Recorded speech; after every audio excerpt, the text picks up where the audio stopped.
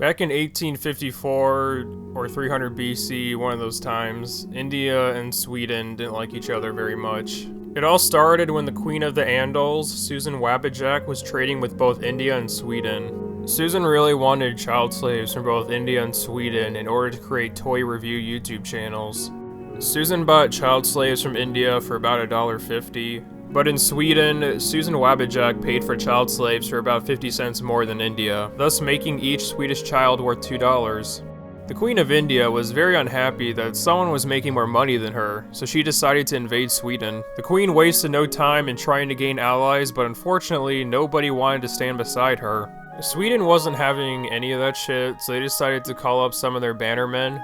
These bannermen included the Queen of Italy, the King of Wakanda, me, and the Lord of the Jews. Susan Wabajak was so busy cutting off financial aid with surrounding countries, she didn't seem to notice the giant war that was about to happen, or the pedophilia market happening in her own country. Before we marched all the way down to India's border, some shit started to happen. While we marched down to India, Lord Klein backstabbed all of us.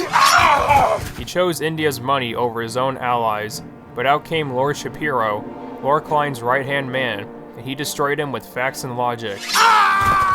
So after the falling of Lord Klein, we gathered the rest of our men and marched down to India's border. The one leading this giant army down is none other than Sweden's greatest champion, Sir Felix Schellberg. He was able to raise an army of 88 million soldiers all by himself. When we arrived to India's border, Queen Superwoman sent her finest soldiers to India's border, the BTS generals and Commander Gandhi. Lord Shapiro destroyed Gandhi with facts and logic, and I shot the Japs.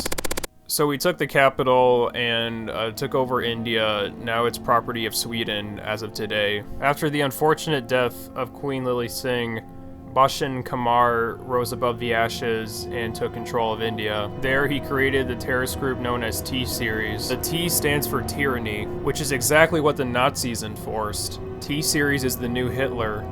Do not subscribe to T-Series, please.